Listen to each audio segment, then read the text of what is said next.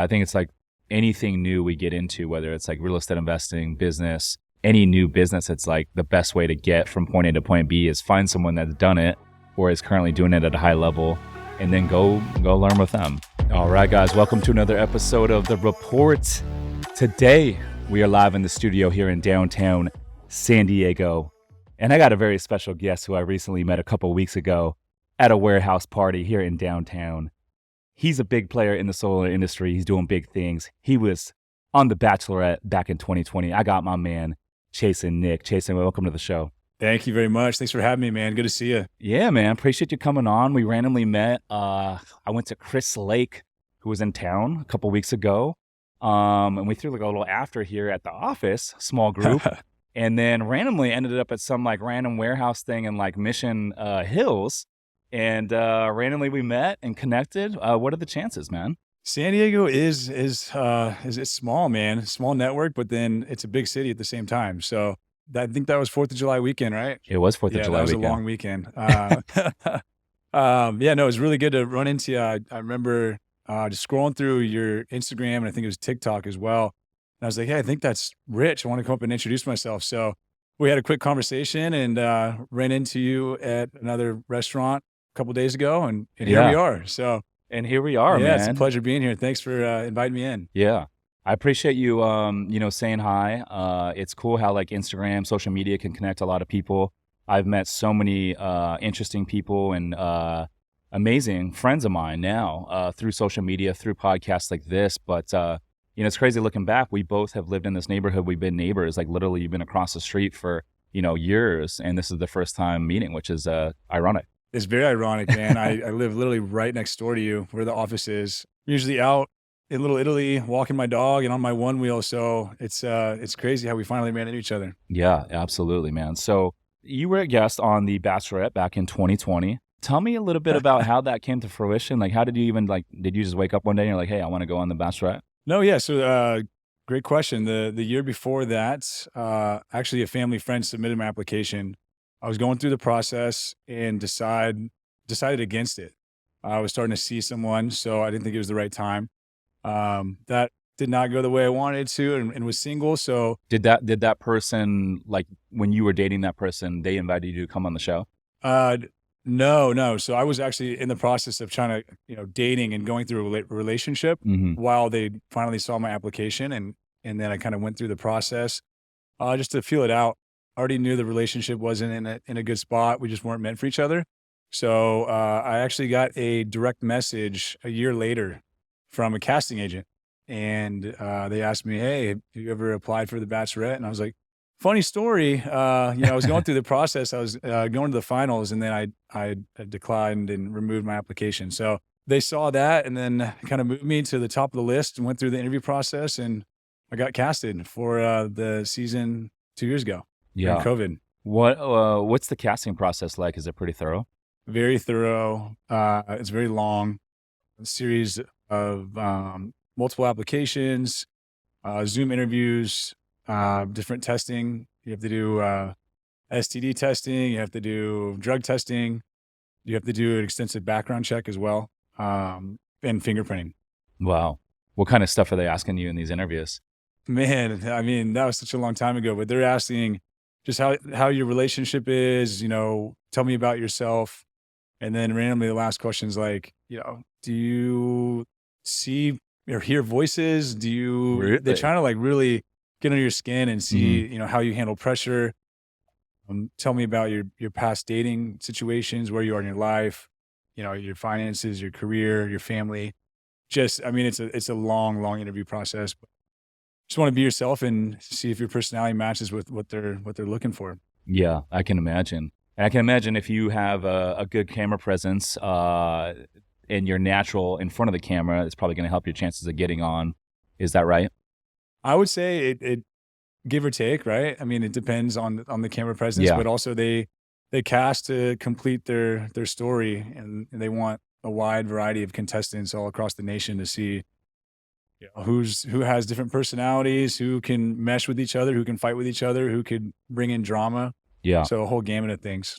So where was this one located? Is it always at the same starting point? Because I didn't watch that season that you were in, but I think the last one I watched was with Colton Underwood.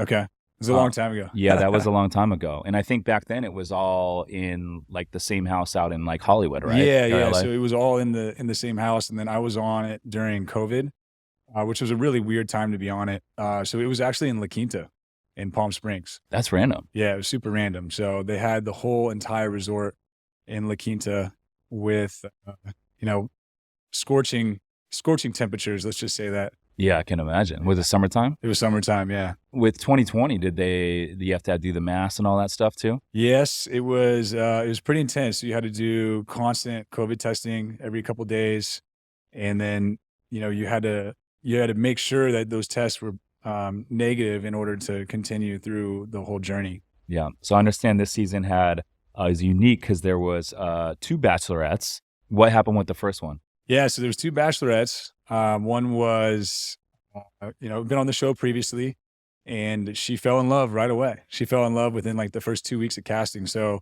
they had to bring on a second bachelorette to carry on the rest of the season. And this was someone that she fell in love with at the casting, like basically on set. It pretty much happened the first night. He was given the first impression rose, and then we could just see that he was kind of the outlier, and that it's a stud though. I mean, and they completely stopped the show. They got engaged, and they brought in another bachelorette to find her next love. So did you guys all like fly home and then come back a couple weeks later, or how did that work? No, we actually all stayed at the resort. So we stayed just waiting around the resort and seeing who's going to be the next bachelorette.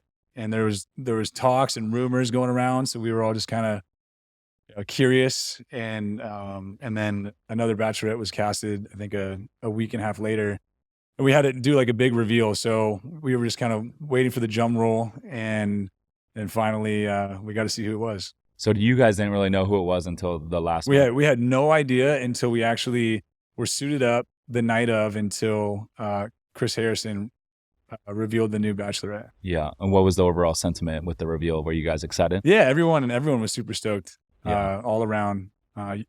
Younger, was recently on the show, and just I would say more people were just overall attached to her. Is it weird, like, because the sleeping arrangements, what is that like? Because you're there with 50 dudes, right? And it's just one female? Yeah, so you're there with, actually it's not 50 dudes. So the first night you have that'd be a lot. That'd be Is it 30, 35? I think I would withdraw myself at that point. Yeah, so it's 32 guys the first night, Okay. and then I believe it's 16 who get a rose, get moved into the house. And at that point, it was the 16 that got moved into the little villas we had at La Quinta. So they bunked us up with another contestant, and then later on, as you progress, you would be by yourself in your own room, or however they wanted to play it out. Yeah. And then, storyline. I mean, I can imagine if you, talk shop or drama wise, they're going to keep you on. Is there any sort of, like when they give out these roses, is there any sort of guidance from the actual direction or the director? Yeah, there's no guidance at all. It's not scripted. So everything is what you're doing. But I mean, think about it. You're in the heat, you lack of sleep, and then you get put in, situations where it's somewhat staged, I would say. What do you mean when you say staged? Like, give me an example. Can't really go in specific details. Yeah. However, you just get put into situations where you're like, oh, hey, you walk into an event and you're now doing a wrestling match, or you're walking into a room and there's another guy that you had a conflict with and you're competing for time, or it's a long hauling process, but overall is really fun. Yeah, I can imagine. And so with that season, how far did you make it? So I made it about 8 episodes in. That's pretty good. Thanks. How many people were left when you left? 12. Okay. I made it decently far. It was a great experience overall. I mean, I met a ton of guys across the country that I would never be friends with if it wasn't for that show, and a bond that would last forever, because not a lot of people get that unique experience. However, the it's long, it's grueling. And, at one point you're just like, hey, do I really want to be here still? Or, if I don't have a connection, you can have the opportunity to send yourself home, or you can continue to, stay there for your brand, as some people could say it. And then there's other people who, actually fall in love and want to see the whole thing through. Hey guys, real quick, the only way this podcast grows is if you guys share it and review the show. So if you do find value, if you could take 2 seconds and drop a 5-star on Spotify or Apple Podcasts, it would mean the world to me. But more importantly, it will help us reach new audiences and help more people build wealth through real estate investing. So out of the 32 guys in the first round, how many of those you think are actually there to fall in love and get married versus there to get eyeballs and kind of build their brand out? I would, just to be completely blunt and transparent, I would say it's a very small percentage of people who are there for the love aspect of it, and more to kind of be in the spotlight and be an influencer and go, be a micro influencer, you could say. Yeah. I mean, I think the opportunity is massive. I mean, for anyone to go on that show, just the amount of exposure that you get, eyeballs, etc., which if you monetize it correctly, can do a lot of things. That's why I was surprised when you told me that Claire just decided after a week and a half just to call it. Yeah, no, that's where we were having that conversation. I would say that, continue the storyline, give yourself more opportunities to fall in love and build your brand. But it just shows that she really wasn't there for that, right? It shows her that she was there for genuine love, and that's hard to see. Yeah. So out of the 12 episodes that you were on, how long did that take to film? So I was there for about a little over a month. Okay. So that's pretty quick. Yeah, no, it was a quick turnaround, but then, once it airs, it's almost kind of life-changing in that small window of your time. You can say you're 5 minutes of fame or whatever, but your life drastically changes after that. And then you were on the Bachelorette in Paradise after. How long after was that from the La Quinta? So they filmed that the following summer. Okay. So it was about a year. And I was asked to be, as I made a good impression. I was kind of a fan favorite on my season. So you have to go through, another interview process to go on the Bachelors in Paradise. But that was a quick turnaround. Let's just say that. Yeah. What is that like? Where was that one located? That was in Mexico, in Puerto Vallarta. Oh, that's kind of a nice destination. Yeah. And how many people are on that show? They keep bringing people in every week, so really? It's hard to gauge. But I would say 20 to 30 people. So when people go home, they just bring in more people and never kind of narrows down to. Yeah, exactly. So they're trying to bring people in who can either have a past connection with someone, or they think that, they would bond together. They have some sort of intimacy or relationship that they could stir up, or they bring in people that, there was, previous drama involved, and they just want, Is all the drama on these episodes, is it real? Yeah, I'd say it's real. Yeah. I like that. It's like you're making your own decisions. You can say yes or no, and it's just at the end of the day, it's like, hey, are you're being filmed. You have cameras around you at all times. I personally didn't make the best. I'm learning from it. I had a good experience, but I got put into some drama. But that's TV.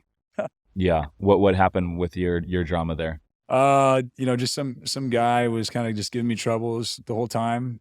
Tried to deflect him multiple times, and I just kind of snapped. I'm human. Yeah, it happens. But then now we're friends post show, and just on TV, you can be portrayed in a way, and I believe I was portrayed as the villain, which is really interesting to me because I'm very laid back, chill. Anyone who knows me, I would say I'm overly friendly. Yeah. And I was put out to be someone who just kind of like a Chad, like, someone who's like in a frat. Just for the ratings. Just for the ratings, yeah. Yeah. No, I hear you, man. I mean, just talking to you, I'm like, dude, this is like one of the nicest guys I know, super genuine. Appreciate it. But I hear you, dude. So what's post life after The Bachelor been like for you? So, it was interesting to go on the show. I knew what I was getting myself into, but post life, from when you're broadcasted on ABC and you're going through the whole season, you start to get recognized in public. And, I'd walk outside and people would just want photos with me. And I was like, what is this new, small amount of fame, and, stopping and take photos for just the big fan base of the franchise. And, that was interesting. You would start to see, people messaging you on Instagram and sending you apparel, sending you gifts, inviting you to certain events and openings. So, that was exciting as well. Post life, more opportunities, I would say, to network, and people know who you are. So, they want your attention. You get a lot of people reaching out, want to do like business partnerships with you, or sponsorships. Yeah, I would say in the beginning. But now, since there's been 5 or 6 seasons since I've been on in that 2-year span, it's kind of dwindled down, and I'm very happy for it. So I can focus on other things in my life that are more important to me. Yeah. When I left Paradise, I started dating someone right after the show. We've been together for 2 years now. And then now it's just all about, leveraging my network and creating a referral partnership to scale my business and opportunities. Yeah, I love that. So I know you're in the solar industry now. Tell me how that came to fruition and what are you doing there? Yeah. So, great question. I was in the recruitment industry for 9 years, and that was my entire career. Transitioned into solar just by meeting someone, and he's been extremely successful in the solar industry. And it's reducing the carbon footprint, but it's helping people save money on their electric bill and adding value to their home. So, reason why I went into the solar industry is the sales cycle is shorter, but you're making an impact on the environment, and you're making an impact on the homeowner by reducing their bill to a lower fixed rate while adding value. And then that extra money for all the savings that you're spending to the utility company can be used with other investments, where you can invest, in the S&P, or opening up your kids' college, or even getting into, multifamily, real estate, and building out properties. Yeah, it's interesting that you bring it up. I've always considered like, man, like I wonder with all the Airbnbs that we have in all these different markets, I've always wondered like, would it be worth it to get solar? And I think the answer to that is, if you're in a market to where electricity cost is rather expensive, because the guests they're gonna run the AC 24/7, whether it's hot or not. At least I would as a guest. Yeah, I would too. But and so a lot of our utility bills with a lot of the properties that we own or we operate or manage for others can get rather expensive, especially in the summer months. So I've always been curious, but it's not something I've had a chance to look into yet. So tell me, like, for example, market like San Diego, what's the average cost of solar here? What's the average cost of electricity here?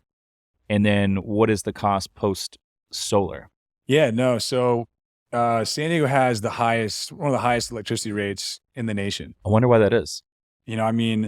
All the power, there's a power shortage, right? In the United States, but we're getting all our power from Arizona, Nevada, and Utah. So the shipping fees are very expensive. And that's, if you look on your bill, you have your shipping and distribution costs, your delivery charges. So that's increasing the bill. There's a wildfire prevention charge, and there's all these other additional charges that the utility companies is putting on, right? So I would say the average kilowatt usage in San Diego is 42 cents a kilowatt. And then it depends. It's on time of use. So off-peak hours, on-peak hours. But most recently this summer, they raised it to 82 cents a kilowatt. So, if you're paying 82 cents a kilowatt for leaving your TV on and your AC on, what's your alternative solution here? It's to find a way that you can redirect your current bill to a lower fixed rate. And it really depends on the size of your system, but you can cash finance, or you can even do a power purchasing agreement where you don't own the panels. Think of it as, renting a car, leasing a car. You're not responsible for any of it in the warranties, and they put panels because of the Inflation Reduction Act, where it's incentivizing people to go solar and also take advantage of that 30% tax credit. Would you say most of the clients purchase, or they lease the panels? I would say right now, because interest rates are so high, a purchase agreement, power purchase agreement makes the most sense because you're not paying all the dealer fees from the solar financing companies. So they just pay all cash. Yeah. So, I mean, you can pay cash. It's just really dependent on each person's scenario. I would say PPAs are, you know, more of it's a better product right now. Yeah, absolutely. How long do these things last? Is this like something to where the solar, from like a time horizon, does it need to be replaced, or is there ongoing maintenance over time? So, with being a broker, working with all these different installers, there's warranties. So, service contract agreements 25 years. Panels last around 25 years. At year 25, the degradation only goes down to, I believe, 85 to 92%, depending on the panel. So, very efficient. They last a very long time. What was that? You mentioned 85 to 92%. What's that? The degradation. What's that mean? That's when they'll lose the efficiency in the panel. So if you were to sign up for solar, your solar panels should have the production guarantee and the efficiency for up to 25 years. Yeah, I don't know. Like from our standpoint, our bills can get rather expensive. So I was thought, okay, well, if we had the solar, that would give us more cash flow ongoing, especially if we didn't have to pay all cash and we could get in for, let's say, zero down and reduce our utility bill. That would make sense. When you lease these things or finance them, typically how long is that term before it's like paid off? So the ROI could be anywhere from 6 to 10 years paid off. Oh, that's pretty quick. Yeah. So it's not like a 30-year mortgage or anything like that. Exactly. Okay. That's pretty quick. And with zero money down, and then if you have a big enough tax liability, you can take advantage of that as well. What's the tax advantage, like let's say here in San Diego, for example? You have a 30% tax credit. So whatever the purchase price is, you get 30% credit, and that's even if you finance it. That's correct. So you could essentially get zero down and then still get the 30% tax credit. Zero down, cash, and finance, you get the tax credit. If you do a PPA, the solar company gets the tax credit because they're taking on all of the workmanship and the maintenance and the warranties of the panels. Yeah, that's not too bad of a deal.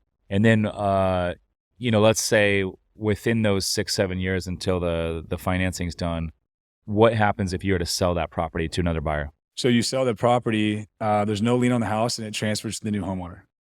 Also with a PPA, at the end of the term, you can buy it for $1 at the pennies, or at year 6, depending on the product you're selling, you can buy it at fair market value. Okay. So if you really think about it, it's a way to, let's say we're paying 42 cents a kilowatt right now. The escalation rate historically with SDG&E has been 7%. Mm-hmm. So with a PPA, you can redirect that payment to, let's say 20 cents to 24 cents a kilowatt. And then you only have an escalation rate of 2.9%. So in the long run, once a customer sees the savings, it's pretty much a no-brainer. Yeah, that's interesting, man. Would you say a lot of your guys' clients are investors, or would you say primarily they're more like, living in their properties? I would say living for residential, but then it's a blend. Yeah. You guys do commercial properties too, like larger stuff? I personally haven't really branched into the commercial side, but I have the networks to do it. And I have the connections to, if someone's looking to put commercial on their property, then I could definitely help them out. Yeah, I like that. I wonder where because I know Solar City used to be a big company. Yep. Who are the big players now in this space? The big players right now are Sun Power, Sunrun, Freedom Forever, and then there's a bunch of different companies. Anyone can get their license and start a solar company if they have the connections, and it's easily scalable. With me being a broker, I'm connected to a lot of different dealers that have access to different warranties and equipment, depending on if the customer wants better reviews, if they want the best technology, if they want it to just have the generic Toyota panels that are going to be durable and reliable. It all really depends on talking to the customer and really listening to them and understanding where their thought process is and their biggest drive for going solar. If you are a busy professional and don't have time to invest in real estate but still want to participate in the passive income and tax benefits, my team, Summers Capital, is buying a lot of boutique hotels right now. We source the deals, we renovate the properties, and we even do all the day-to-day management, making it truly hands-off for our investors. If you want to learn more to see if we can help you, go to summerscapital.com/invest to book a call with our team. Again, that's summerscapital.com/invest. Now back to the show. So as a dealer, is this kind of like similar to like, because I think like a mortgage broker, for example, right? Mortgage broker is not the lender, but they might work with 30 different lenders. And so based on your specific needs, they'll go to one of their relationships, one of their lenders, and they'll find you the best terms and pricing for your mortgage. Is it similar in this space to where like you as a dealer, you're working with a few different solar companies? Yeah. So on the financing side, you're working with several different solar financing companies to find the best interest rate or the best product, right? So when you are financing, I mean, you can go as low as right now, I believe it's 3.99%, but you're going to have a dealer fee associated with it. It's going to increase the overall price of the project. Yeah. Without the financing, there's no dealer fee at all. Without the financing, wait, say that again? So if someone pays all cash, will there still be a dealer fee? No. Yeah. How do you guys make your split? Well, the cash is just dependent on just the adders, I believe, and the markup. Yeah. It's interesting. So like, I guess for someone new that wants to get into solar, they want to become a dealer. What's the best way to go about that? To become a dealer, I would just get involved with some of the experts who've been in the game for 10 plus years and leverage their network to see where you can get involved. I was started working with someone who's been in the solar industry for like 8 to 9 years. So he has all the connections across the board and has got us dialed in with some of the dealers at some of the more reputable companies in San Diego's with reviews. So I'm still getting the space. I'm not 100% knowledgeable in it, but I'm learning and being a sponge. Yeah. I love that. I think it's like anything new we get into, whether it's like real estate investing, business, any new business, it's like the best way to get from point A to point B is find someone that's done it or is currently doing it at a high level and then go learn with them. Exactly. Yeah. I've been going on trainings, building designs, going on walk-in appointments. I was even door knocking for a little bit. Oh, are you really? Just to kind of get business. Just paint, like pave the path, or can't even talk right now, but just to knock doors and just get rejected just to kind of see how I can improve my game. Yeah. And overcoming objections, smoke screens. And then I'm also like always trying to excel and doing sales training courses on the side just to overcome objections. So there's a guy named Marco who I'm friends with. He's local here in San Diego and he goes to like a lot of our meetups, but he sells solar and he puts out content on his social of him like door knocking and like just handling objections and all that sort of thing. I always thought it was pretty cool, unique content. It's very unique. That's hard to do, man. Like, because when someone is going to answer that door, you have 7 seconds to shine and be on top of your game. They could be, you don't know what they're doing behind the door. Yeah. Right. They could be cooking. They could be watching, their last favorite episode of a season on Netflix. Maybe they're watching the latest season of The Bachelorette, and then you knock their door. That'd be wild. Will you accept this rose? Hey, can I redirect your bill? Yeah, right. So that's pretty unique, though. Just like door knock. I love the hustle. You mentioned before we started recording that you know the Bramarito brothers. You noticed one of the art pieces on the wall. How do you know them? Just from living in San Diego and going to some networking events. One of the brothers approached me at a networking event. He must have saw my socials and we just kind of had a conversation. And then he offered to put art in my condo just to kind of showcase it and help him market his business as well. So I'm all about networking and helping people out. And I think it's important to understand that your network is your net worth and who you talk to. You don't know, if they could be your business partner. You don't know if they could refer you business. At the end of the day, it's, always be friendly to someone and try to help them out and helping hand. Yeah, they're great. So shout out to them. I met them here locally, actually at the gym at Fit in Lit Italy. And then they came on our yacht meetup and they hooked me up with that really cool piece there at San Diego. And then they came in and brought some additional pieces out. But dude, they're great guys. And I know they got a lot of good art they put out. I just moved to a new spot here in Lit Italy. Yeah, that's what you're saying. I'm going to need to text them after this recording. And I want to have them come out. And I want to get some of their pieces up in my place, man. I think Yeah, that'd be you cool. definitely should. Yeah. I think you have the cityscape. Yeah, they hooked me with a piece of the cityscape.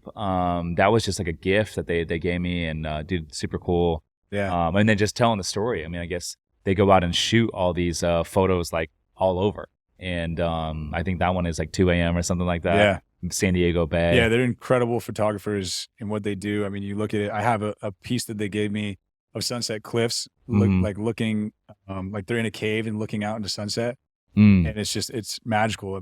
So many compliments on it when people walk through the house. Yeah, you should talk to them about getting that one. No, absolutely. I'm going to definitely look into it. And then they've connected me with a bunch of people. Clem, who was recently on the podcast, and then I ended up joining the car club. But they're connected to a lot of Nice. folks in the space, man.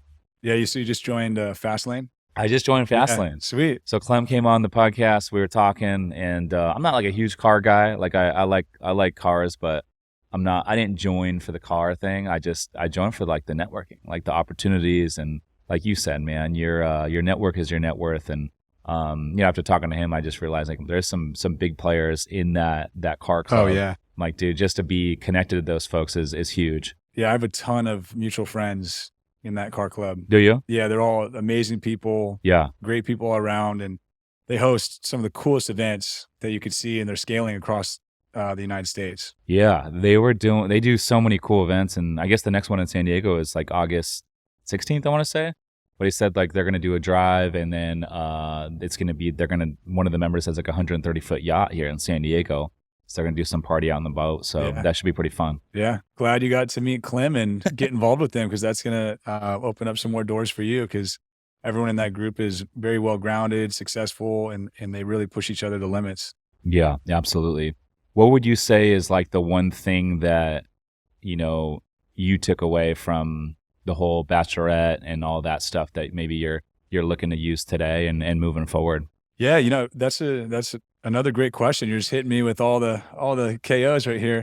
I would say that to be vulnerable, right? So before I was kind of, I don't know, I would just really wouldn't open up as much with my feelings in some of the past relationships I was in. And it taught me how to be more vulnerable. And that transitioned into me meeting someone where I could, now we're together for 2 years, transitioning into my business, being vulnerable there as well, being open and open-minded and just really getting after it. That's an important one. I think just being vulnerable, being open with your feelings, not just relationships, but like in the workplace, friendships, family, especially in business. I mean, like I'm like an open book. I talk about everything I'm going through, like on this podcast and on social and stuff like that. And I don't know. I like life is short, and I talk about this all the time. I'm like, man, I always talk about how, till average life expectancy age is 77. I'm 38. I'll be 38 actually next month. So I have literally like 470 months left.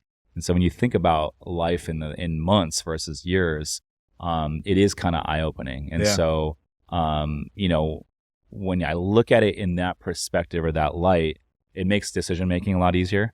Or being vulnerable or just telling someone like, hey, like I really fucking appreciate you, Yeah. It makes that a lot easier because I'm like, man, I don't know how much longer we're going to be around, That's what I think about every day. Dude, and that's till 77. I mean, if you really like want to back it up a little bit, I mean, think, 60 till 60. It's like, how many months do you have left? It's not a whole lot, man. It's not. Yeah. That's why it's important just to treat everyone how you want to be treated, check in on your friends, see how they're doing, and just look after your loved ones. Yeah, I love that. So before we started recording, you alluded to a really badass referral program, which I thought is unique and a good opportunity. And, maybe I want to share it. I normally don't share, stuff like this on the podcast, but I thought for any of our listeners out there that are in the real estate space, that know folks and that want to, connect with you and make some money in addition to it, you have a nice little referral program. Can you share more on it? Yeah, I'd love to elaborate on that. So in the process of creating a referral partnership program where anyone who sends me someone who's interested in solar by, setting it up, just kind of teeing it up for me, 50% sales commission to that person. So incentivizing people to kind of reach out to their book of business, their clients, for anyone who wants to go renewable I'll be happy to help them out. I love that. I think I'm a big fan of like referrals and affiliate programs. I work with a couple companies, and it's literally like passive income. You know, if you have connections or if you're putting content out on social media, it really is like passive income. And shoot, with yours, man, I have ability to connect with you as well, so it's kind of a win-win. Sweet. Well, Chasen, it's been a pleasure, man. I appreciate you taking the time to come on the show, dude. It's been great connecting. I'm definitely a big fan of everything you're doing, and I'm looking forward to staying connected moving forward now that we're neighbors, man, and we know about it. We'll definitely have to stay in touch, brother. No, I appreciate it. Thank you so much for bringing me on. I'm looking forward to continue this friendship and get after it. Yeah, likewise. Listeners, thanks for tuning in. We'll see you in the next one. Peace.